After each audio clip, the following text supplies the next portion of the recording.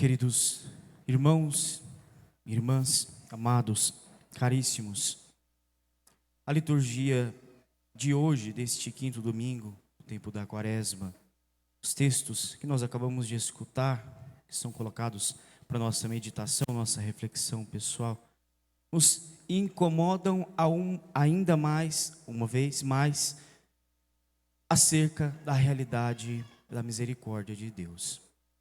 No domingo passado, se bem nos recordamos, nós meditávamos a passagem do filho pródigo, onde numa parábola Jesus dizia aos discípulos, seguidores, como o Pai é misericordioso.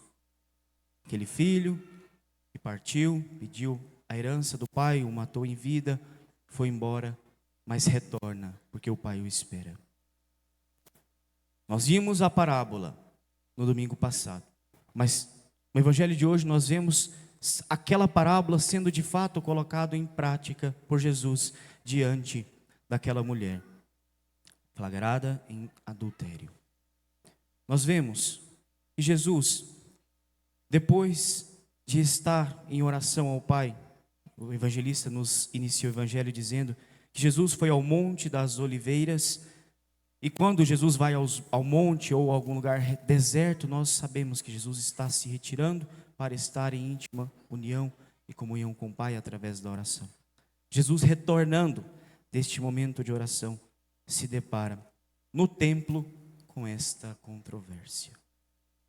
Aqueles judeus, mestres da lei, os fariseus, aqueles que se incomodam de escutar a pregação de Cristo Jesus, aqueles que se incomodam com o que Cristo ensina, aqueles que já trazem no seu coração um certo rancor, uma certa mágoa, ressentimento, procuram de toda forma possível encontrar meios para condenar Jesus.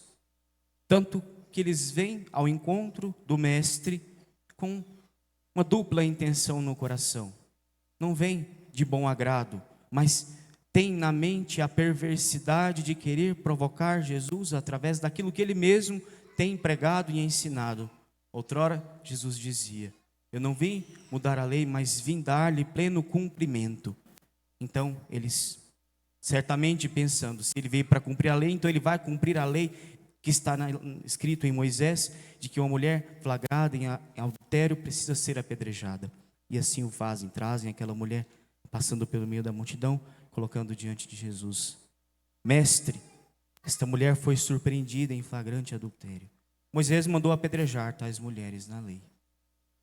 O que dizes tu? O que você tem a dizer? O que você tem a fazer diante de tais circunstâncias? Jesus permanece em silêncio, o mesmo silêncio que encontrava no início do evangelho diante do Pai.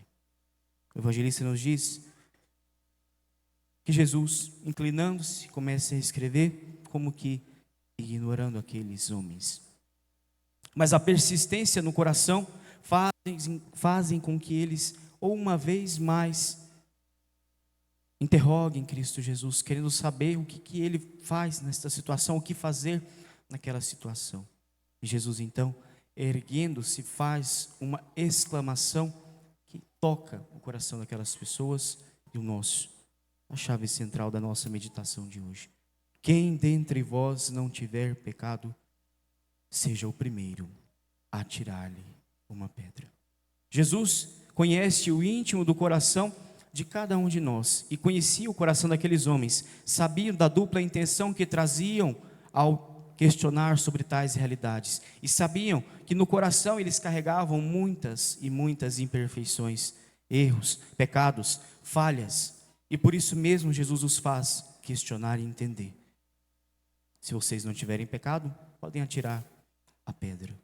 Ou seja, o que aqueles homens queriam que Jesus fizesse, autorizasse, apedrejasse aquela mulher, Jesus retorna a eles um questionamento, uma reflexão. Se vocês assim se acham preparados, o façam. E eles então, um a um, nos diz o evangelista, vai se retirando. Porque reconhece no fundo do seu coração suas faltas e os seus pecados. Sobretudo porque após este momento, Jesus dizendo isso, depois abaixa-se, continua fazendo o que estava fazendo, escrevendo no chão, O silêncio paira no meio do povo. Provavelmente, aqueles homens pensaram: Jesus vai começar a apontar os nossos erros, as nossas faltas. Talvez nem tivessem totalmente arrependidos de tais atitudes, só não queriam que Jesus colocasse às claras os seus erros. E assim, se retiram da presença de Cristo. E ficando então somente Cristo e aquela mulher, Jesus retorna, voltando-se a ela. Mulher, onde estão eles? Onde estão aqueles que queriam te condenar, te apedrejar? Ninguém te condenou? A mulher responde: ninguém, Senhor, ninguém me condenou. Foram todos embora. Então Jesus, na sua infinita misericórdia, como na parábola do filho pródigo, perdoa aquela mulher. Eu também não te condeno. Podes ir, de agora em diante, não peques mais. O único ser vivo, ele e a Virgem Santíssima, que não tinha pecado no seu coração. Portanto, por não ter pecado, como ele mesmo disse, poderia apedrejar se assim o quisesse. Mas Deus é misericordioso e não julga as nossas faltas, não julga as nossas falhas. Ao contrário, perdoa-nos. Eu não te condeno. Podes ir, de agora em diante, não peques mais. Esta leitura de hoje, meus irmãos, é como que um exame de consciência na nossa vida, esta caminhada quaresmal que já está se findando, para termos e prestarmos mais atenção nas nossas atitudes. A misericórdia divina que se encontra conosco. Quando nós reconhecemos as nossas faltas, arrependidos, pedimos perdão e recorremos ao sacramento da confissão, é justamente isso que Cristo faz com cada um de nós. Eu não te condeno, perdoa os teus pecados. Inclusive esta é despedida do sacerdote: vai e não peques mais, fique em paz, o Senhor perdoa os teus pecados. A misericórdia de Deus, que nos acolhe quantas vezes necessárias forem chegarmos à tua presença. Deus não cansa de perdoar a cada um de nós, porque é um Deus bondoso e compassivo. E nós precisamos, meus irmãos, reconhecer em nossa vida tais realidades. Quantas e quantas vezes nós agimos como estes mestres da lei, estes fariseus, apontando o dedo para os nossos irmãos, julgando aqueles que se apresentam diante de nós, julgando as falhas, julgando os erros, julgando os pecados, e esquecemos dos nossos. Esquecemos de olhar para dentro de nós mesmos, porque nós somos muitas e muitas vezes egoístas, orgulhosos. É muito mais fácil falar mal dos outros, é muito mais fácil julgar a vida alheia, é muito mais fácil apontar o defeito no próximo, no irmão, do que os meus próprios defeitos. E assim a gente o faz constantemente. Esquecemos-nos da misericórdia de Deus. Guardamos rancores no nosso coração, cultivamos o ódio, a ponto de não conseguir nem mesmo escutar o nome, às vezes, das pessoas que nos causaram alguma descontenda na nossa vida, alguma coisa que cometeu contra a minha casa, contra a minha família. A gente se ira. Dentro das nossas famílias, das nossas casas, irmãos contra irmãos, filhos contra os pais, esposo contra a esposa, pais contra os filhos, constantemente acontecem e nós não percebemos o quão pecador somos, o quão falhos somos para deixar que o nosso coração cultive tais realidades. Nós meditamos esta passagem justamente para nos relembrarmos, meus irmãos e minhas irmãs, que é preciso curar todas as feridas do nosso coração para acolher a graça de Deus. Às vezes nós julgamos, nós apontamos o dedo, falamos mal, fazemos fofoca, em cima de realidades do passado de alguém, mas esquecemos, talvez aquela pessoa se arrependeu do que fez contra você, talvez aquela pessoa se arrependeu, pediu perdão para Deus e Deus a perdoou. Se Deus, que é Deus misericordioso, bondoso, compassivo, criador do mundo inteiro, perdoa todas as faltas, quem somos nós para não nos perdoarmos mutuamente? É preciso viver a misericórdia de Deus todos os dias, meus irmãos, reconhecer a graça de Deus, que age em nossas vidas. Tanto o profeta Isaías, na primeira leitura de hoje, como São Paulo aos Filipenses, nos relata esta realidade. É preciso esquecer as coisas passadas. É preciso voltarmos para o hoje, para o agora. Deus faz novas todas as coisas, diz Isaías. São Paulo também recorda a mesma realidade. O que passou ficou para trás. O que importa agora é estar ao lado de Cristo, viver a misericórdia, a compaixão. E São Paulo compreende muito bem esta realidade. Ele mesmo experienciou na sua própria vida. De perseguidor da fé cristã, se tornou perseguido por causa de Cristo, do Evangelho. Experimentou em sua própria carne. De julgador, de apontador de dedos para julgado. Foi perseguido por aqueles que eram seus companheiros nas perseguições. Experimentou na própria carne a misericórdia de Deus, porque Deus precisou de fato chacoalhar a vida de São Paulo, para que ele entendesse e compreendesse o mistério do amor de Deus. E às vezes nós precisamos ser chacoalhados na nossa vida espiritual para entendermos a misericórdia, para abrirmos a ação do amor de Deus, meus irmãos, minhas irmãs. São Paulo ainda reconhece no início da segunda leitura a comunidade de Filipos. É preciso morrer para viver. Quem quiser seguir o caminho de Jesus no Evangelho, quem quiser possuir a vida eterna, melhor dizendo, precisa morrer. Morrer para esse mundo, morrer para as coisas que passam, para as coisas que perecem, deixar tudo para trás para possuir a vida eterna. Se nós não vivermos tais realidades, nós não seremos merecedores, não receberemos a graça do céu, meus irmãos, minhas irmãs. É esta realidade que Jesus está abrindo os nossos olhos na liturgia de hoje. E São Paulo ainda continua: reconheço tudo como lixo para poder estar na presença de Deus. Tudo que este mundo oferece ao nosso coração, aos nossos olhos, aos nossos pensamentos, é tudo lixo, porque nada disso acrescenta-nos na presença de Deus. Egoísmo, orgulho, fofoca, apontar o dedo, julgamentos, tantas coisas que vamos cultivando no coração. São Paulo reconheceu na sua vida, tudo aquilo que ele vivia, na verdade, não tinha sentido algum, tudo era lixo. E às vezes nós precisamos fazer esse mesmo processo na nossa vida, de reconhecer o que é lixo na nossa vida para descartar, porque o lixo a gente não deixa dentro de casa. Se a gente deixa o lixo acumular dentro de casa, vai feder, vai trazer coisas ruins para dentro de casa. O lixo a gente descarta, joga fora, para fora de casa, e depois vai até para fora da cidade, porque coisa ruim não permanece perto de nós. Se a gente reconhece as nossas faltas, os nossos erros, os nossos pecados como lixo, nós reconhecemos a necessidade de jogá-lo fora. Porque o lixo nós descartamos todos os dias, e os nossos pecados não. Por que nós não descartamos todos os dias? Porque nós nos desfazemos todos os dias daquilo que é ruim na nossa vida, meus irmãos, minhas irmãs. É preciso abrir os olhos. O tempo de Deus se faz presente diante de nós. Nós não podemos esperar o dia da graça de Deus, porque nós não sabemos qual é o dia da graça de Deus. O dia da graça de Deus é agora, diante de nós.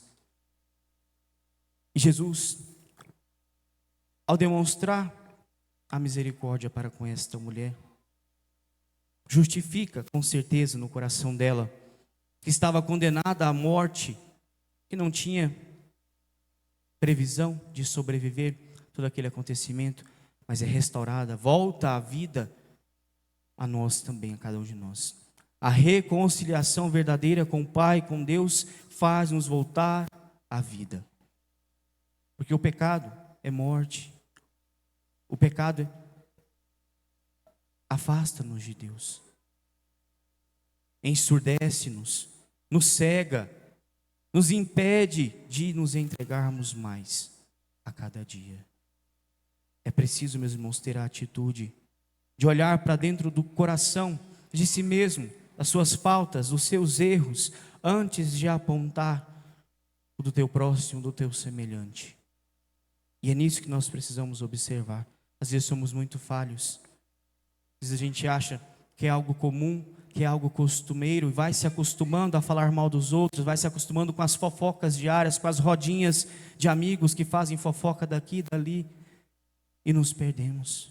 A gente faz fofoca de tudo, Deus e o mundo, dentro da igreja, dentro das pastorais, dentro dos movimentos, uma pastoral falando mal da outra, um membro da pastoral falando mal do mesmo membro da mesma pastoral, e aí a gente vai se perdendo, porque não compreendemos a misericórdia de Deus. A fofoca também nos leva para o inferno, a fofoca também nos condena. Às vezes a gente acha que só os pecados grandes é que nos levam ao inferno, mas as coisas que a gente vai cultivando todo dia no coração também nos condenam. Olha essa mulher condenada à morte, mas Deus é misericordioso. Eu também não te condeno. Podes ir, de agora em diante não peques mais. Deus restaura-nos, meus irmãos. Nós precisamos deixar ser restaurados. Libertarmos-nos destes orgulhos nos impede de dar esse passo na fé, no crescimento espiritual. Às vezes nós nos baseamos nisso. Não consigo perdoar. Não consigo amar o meu semelhante. É impossível para mim. E às vezes nos apegamos tanto a esta afirmação que de fato parece se tornar impossível, mas é porque nós nos esquecemos da graça de Deus. Para Deus não é impossível. Para Deus não há algo que não possa ser mudado. Porque a sua misericórdia faz isso na nossa vida. Quando nós experimentamos verdadeiramente o amor de Deus em nossa vida, nós nos renovamos totalmente, nós saímos totalmente mudados. As nossas experiências pessoais nos relatam isso. E porque nós também não conseguimos mudar as nossas práticas diárias, que nos fazem julgar ao invés de perdoar, que nos fazem apontar o dedo ao invés de acolher, de reconhecer, às vezes, o erro do próximo. Você errou, mas eu te perdoo. Quem sou eu para te condenar? Quem sou eu para te julgar? Deus acolhe todo pecador que se arrepende dos seus pecados e realiza, meus irmãos, minhas irmãs, maravilhas em nossa vida. Nós cantávamos isso no Salmo responsorial de hoje. O salmista nos recorda: maravilhas fez, faz e sempre fará conosco. Em nossa vida é o Senhor Deus. Exultemos, portanto, de alegria, porque Deus não nos abandona, Deus não é falho. Se Deus perdoa a todas as pessoas, porque eu não posso perdoar aquele que me ofende, aquele que me causa mal? Somos capazes, e nós precisamos acreditar nesta capacidade que Deus nos dá todos os dias. Sair daquela mesmice, daquela autoafirmação de que é impossível. Para Deus não há nada impossível. Comece então praticando, meus irmãos, minhas irmãs, este tempo restante da quaresma, esta atitude. Reze todos os dias por estas pessoas que você no seu coração trazem esse sentimento da raiva, que você julga, que você aponta o dedo. Faça esse compromisso todos os dias, no seu santo terço, no seu rosário, na sua adoração, na santa missa. Coloque como intenção as pessoas que você tem apontado o dedo todos os dias. Coloque como intenção para que elas possam já não se arrepender ou se arrepender de tais atitudes e receber de Deus o perdão, porque é Deus que julga e é Deus que perdoa. Comece a fazer essas atitudes, você vai ver a graça de Deus acontecendo na sua vida. Às vezes a gente procura tanto encontrar a paz, a tranquilidade, mas nós não sabemos como alcançá-la. Coloque na presença de Deus, você e Deus. Senhor, julguei tal pessoa por tal atitude, por tal coisa. Coloco a vida deste irmão na tua presença. O cristão que verdadeiramente compreende o ensinamento de Deus, que vive a Sagrada Escritura, os mandamentos, as leis, sabe viver, porque Cristo nos ensina por primeiro. Cristo não nos pede nada que antes Ele já não tenha feito, enquanto homem neste mundo, porque Ele sabe que somos capazes. Então, proponha-se a você mesmo. Às vezes a gente faz tantas penitências, tantas propostas, mas esquecemos que estas realidades também precisam ser penitenciais em nossa vida. Viver os 40 dias da quaresma rezando por aquela pessoa que você tem contrito, atrito na sua família, na sua casa, ou no seu convívio. Comece a colocar tais circunstâncias na presença de Deus. A graça acontece, porque Deus renova em nós a capacidade de nos doarmos cada dia mais. Porque Ele realiza maravilhas em nossa vida. E a maior maravilha de todas é justamente perdoar as nossas faltas. Nos trazer à vida novamente. Aquela mulher estava morta praticamente, voltou à vida. Assim somos nós. Entramos no confessionário como que mortos. Deus restaura, dá-nos a vida. Ainda há tempo, meus irmãos, minhas irmãs. A conversão, a reconciliação, para podermos celebrar verdadeiramente e profundamente a Páscoa de Cristo. Não faz sentido celebrarmos a ressurreição, a vida, se ainda estamos mortos com os pecados no nosso coração. Não faz sentido celebrarmos a vida, a ressurreição de Jesus Cristo, se ainda carregamos pesos em nosso coração que nos matam ou nos condenam diariamente. É preciso estar vivos para celebrar a vida, que possamos viver a paixão, a morte e a ressurreição de Cristo conosco, a nossa vida, a nossa carne, de modo pessoal, libertando-nos de cada uma destas realidades, fazendo-nos o compromisso, não julgar, porque quem julga também é julgado, e às vezes quando nós somos julgados, aí nós sentimos na pele quão ruim é ser julgados. Quando colocam o dedo nas nossas feridas, aí a gente entende o que as outras pessoas passam e sofrem, mas às vezes nem é preciso passar por isso para se arrepender. Porque a misericórdia de Deus alcança-nos em todas as direções e dimensões da nossa vida. Abramos o nosso coração. Preparemo-nos profundamente para celebrarmos as festas que se aproximam. Que a luz de Cristo possa nascer, possa brilhar em nossos corações. Restaurar-nos e auxiliar-nos. Eu não te condeno. Vá em paz, não peques mais. O Senhor repete aos nossos corações. Possamos também repetir isso aos nossos irmãos e irmãs todos os dias. Eu não te condeno. Vá em paz. Não peques mais. Louvado seja nosso Senhor Jesus Cristo. Para sempre seja